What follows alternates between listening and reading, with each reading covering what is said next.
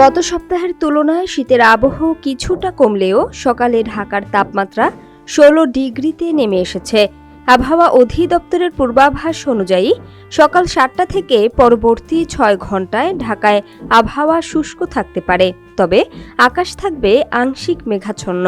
বৃহস্পতিবার সকালে প্রকাশিত ঢাকা ও পার্শ্ববর্তী এলাকার আবহাওয়ার পূর্বাভাসে আরও জানানো হয়েছে, এ সময় উত্তর অথবা উত্তর পশ্চিম দিক থেকে ঘন্টায় ৫ থেকে ১০ কিলোমিটার বেগে হালকা বাতাস প্রবাহিত হতে পারে।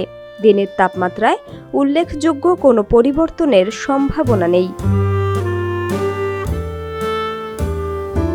পূর্বাভাসে বলা হয়েছে, আজ সকাল ৬টায় ঢাকার তাপমাত্রা রেকর্ড করা হয়েছে ১৬.৬ ডিগ্রি সেলসিয়াস এবং এ সময় বাতাসের আর্দ্রতা ছিল ৯৮%।